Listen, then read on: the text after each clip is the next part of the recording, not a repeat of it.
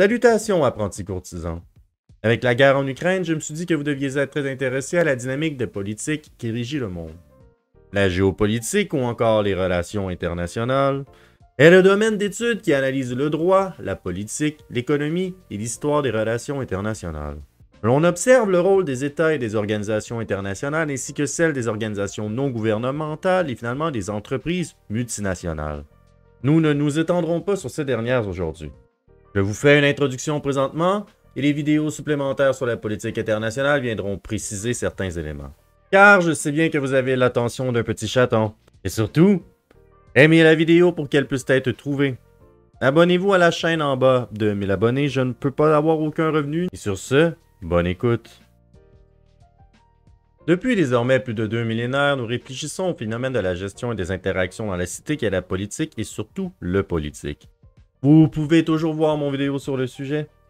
Et lors de la chute de Rome, les travaux des anciens philosophes disparus pendant près de 800 ans des bibliothèques occidentales.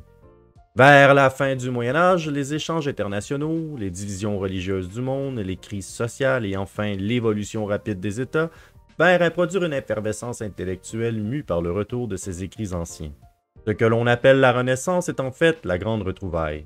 Ces travaux avec les éléments cités plus haut amenèrent les penseurs à diviser la morale de la raison. Ceci créera un schisme dans la conception de la façon de faire de la politique, faisant en sorte que plusieurs institutions du Moyen Âge soient disparues ou se réformèrent, comme les chevaliers teutoniques qui devinrent un État séculaire et une nouvelle nation nommée la Prusse. Machiavel fut le premier à l'élaboration d'une réflexion politique dénuée de morale, car selon lui, l'humain n'est pas moral mais égoïste, et met la morale au centre de son action personnelle seulement lorsque celle-ci sert ses intérêts. Et elle disparaît complètement lorsque l'humain est en état de survie. Les besoins économiques poussèrent les États à agir selon l'intérêt général et les besoins. La morale ne devint utile non plus une chose prérogative. C'est ce qui amena la guerre de 100 ans. Malgré la souffrance possible, la surpopulation féodale obligea les royaumes à devoir s'étendre. Et même si nous reviendrons sur cette importante guerre, surtout sur les aspects politiques qu'elle amena. Car la France est au Moyen Âge et les États-Unis aujourd'hui en termes d'importance géopolitique. Durant toute l'époque de la modernité, les penseurs écriront sur la réelle-politique et la géopolitique. Machiavel, Richelieu, Montesquieu, John Locke, la conception finale se produira au cours du 19e siècle. Car les hommes politiques se mirent à appliquer une vision purement réaliste et froide de la politique. Et donc, nous passerons en revue certaines des écoles les plus importantes qui influencent encore aujourd'hui la politique internationale, particulièrement ce qui a trait à la conception de l'État et de ses relations extérieures. Certaines doctrines sont encore défendues au 21e siècle.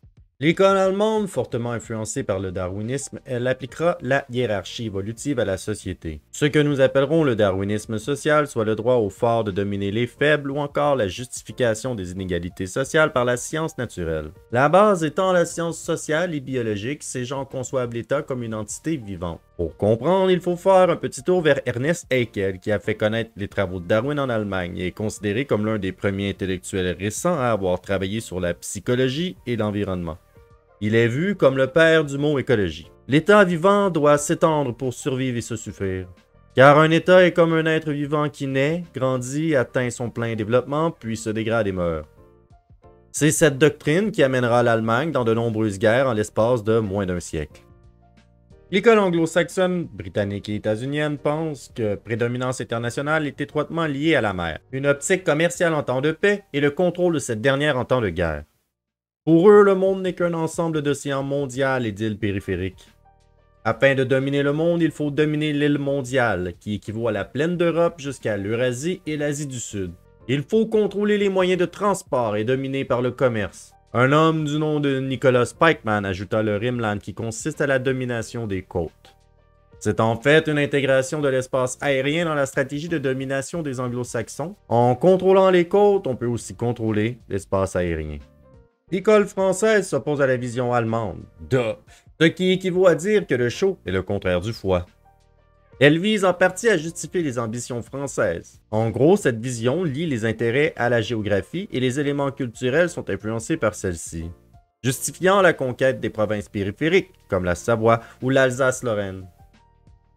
Durant le début du 20e siècle, la géopolitique devient mal vue comme domaine, et fut en partie blâmé pour les horreurs de la Première et la Seconde Guerre mondiale. Ainsi, elle fut interdite d'enseignement pendant plus de 40 ans. Elle a un énorme gain de popularité et une nouvelle reconnaissance depuis l'émergence des nouveaux conflits internationaux autour des années 1970. Donc aujourd'hui, cette science est une synthèse de plusieurs domaines. La science politique, la géographie, la socio-économie, la statistique et l'histoire. Je reviendrai un jour sur les applications théoriques et les techniques de la science politique. Wikipédia, et je vous dis, Wikipédia est crédible, flûte, affirme la définition ainsi. La géopolitique, du grec ancien terre et politique, est l'étude des effets de la géographie, physique et humaine sur la politique internationale et les relations internationales. C'est une méthode d'étude de la politique étrangère pour comprendre, expliquer et prédire le comportement politique international à travers les variables géographiques. Il s'agit notamment des études régionales du climat, de la topographie, de la démographie et des ressources naturelles. La géographie rejoint l'ensemble des enjeux socio-économiques. Il y aurait encore à dire, mais ce sont les grandes lignes. Vous pourrez trouver plus d'informations sur le web et sur des pages universitaires à ce sujet. Deux penseurs québécois du nom de Stéphane Paquin et Christine Plouffe-Mallette ont émis la définition d'une organisation internationale qui m'apparaît très juste. C'est une personne morale de droit public. Les organisations internationales sont créées par traité par des États souverains et représentent des lieux où ces derniers se réunissent dans le cadre de structures permanentes qui incluent généralement des instances de délibération et un organe exécutif et administratif.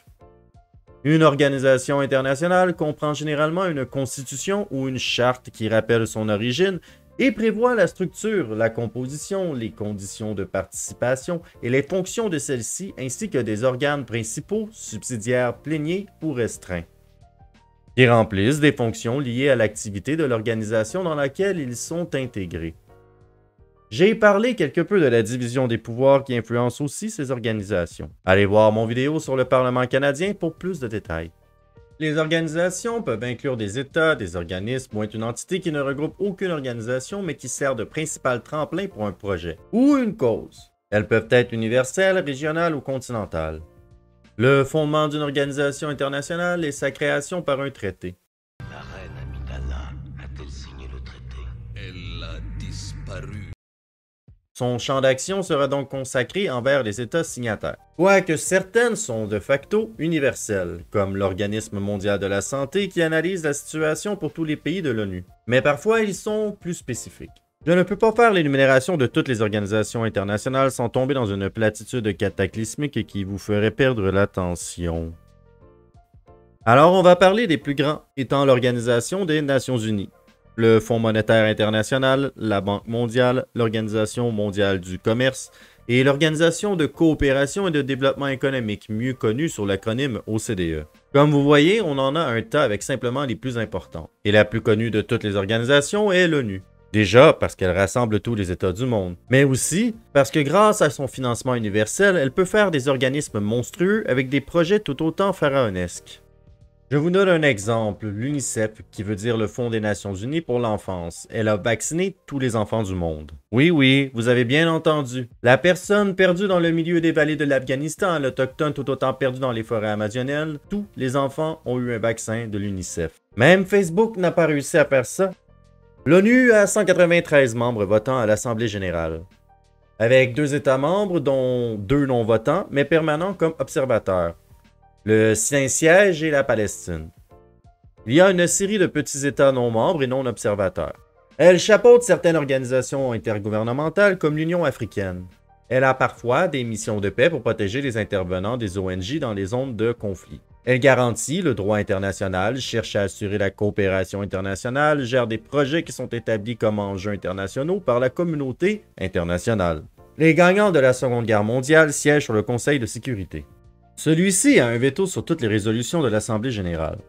Donc 5 pays dictent à l'ONU ce qu'elle peut ou ne peut pas faire. L'Assemblée générale se réunit et élit les administrateurs et choisit des résolutions, comme la Déclaration universelle des droits de l'homme. Il y a dans le monde plus de 320 organisations internationales, et plusieurs d'entre elles ont des liens directs avec l'ONU. Les grands ensembles économiques sont des rassemblements d'États qui se lient par des pactes pour une coopération particulière. Ces partenariats ont différents niveaux d'intégration économique, l'Union européenne étant la plus avancée des zones. Selon Le Devoir et Sébastien Jean du Centre d'études prospectives et d'information internationale, il y aurait 271 accords commerciaux dans le monde. L'Organisation mondiale du commerce est l'une, sinon la plus importante organisation dans le monde pour l'économie. Quant aux zones de libre-échange, c'est-à-dire là où les droits de douane sont éliminés, les voici. L'accord de libre-échange nord-américain, l'Association des nations du Sud-Est asiatique, l'Association européenne de libre-échange, le marché commun du Sud, le partenariat trans-pacifique, l'accord de libre-échange négocié entre le Canada et l'Union européenne, le partenariat économique intégral régional et l'accord de libre-échange transatlantique. Bon, je ferai le tour en détail sous peu dans une vidéo séparée, mais vous en avez le grand tableau. Les dernières qu'il resterait à regarder sont les ONG. Ce sont des groupes dédiés à des projets ou des missions en particulier. Vous avez sûrement déjà croisé une boîte de l'UNICEF dont j'ai parlé plus tôt, ou encore un débarqueur de Médecins sans frontières. Les organismes comme MSF sont très communs et défendent une panoplie de causes, comme le ruban rose de la recherche pour le cancer du sein. Il ne reste plus que la dernière, mais pas la moindre à couvrir. Certainement la plus influente de toutes les organisations du monde. Celle qui impose le rythme au balancier de celui-ci. L'Organisation transatlantique Nord, ou OTAN, est une alliance militaire. Ce n'est pas le seul pacte de coopération stratégique comme ils l'appellent, mais c'est définitivement la plus importante des alliances car déjà, elle regroupe les États-Unis, mais presque aussi tous les États d'Europe. Elle regroupe la plus grande armée, avec 29 États membres, et la plus grande flotte. Elle a 1,3 million de soldats, 2500 chars, 1450 avions de combat, qui sont tous mis à disposition pour chaque membre de l'Alliance. Si ceci semble de petits chiffres, ne vous inquiétez pas car les États-Unis ont 5000 avions dans leur arsenal. La stagnation de l'OTAN, qualifiée par le président Emmanuel Macron d'organisme en mort cérébrale, permet la naissance de d'autres alliances. Et celles existantes peuvent rattraper tranquillement leur retard. Du moins, ceci était vrai avant il y a à peine 2 mois. La guerre d'Ukraine est en train de changer le paradigme qui s'était installé. Plusieurs pays ont annoncé un réinvestissement militaire, dont le Canada, l'Allemagne ou la Suisse, qui, normalement, sont plutôt de petits joueurs. L'Allemagne va même jusqu'à donner des chars d'assaut. Comme autre alliance, vous avez notamment celle qui est dominée par la Russie. Elle sert plutôt d'outil pour la vassalisation des partenaires de la Troisième Rome. Elle se nomme Organisation du traité de sécurité collective. Mais vous avez aussi le Conseil de paix et de sécurité, qui est l'alliance des pays africains et chapeautée par l'Union africaine, elle-même chapeautée par l'ONU. La dernière est le Conseil de défense de l'Amérique du Sud. Alors voilà, une vidéo un peu longue mais tellement importante en ces temps troubles au niveau international. Comprendre le monde et son mécanisme, c'est contrer l'ignorance, les fausses nouvelles et pouvoir répandre la sagesse et la vérité. Alors, cher apprenti, reprends la bonne nouvelle et partage cette vidéo. Et n'oublie pas le petit pouce bleu. Et laisse une pensée dans tes commentaires. À la prochaine et bon marivaudage.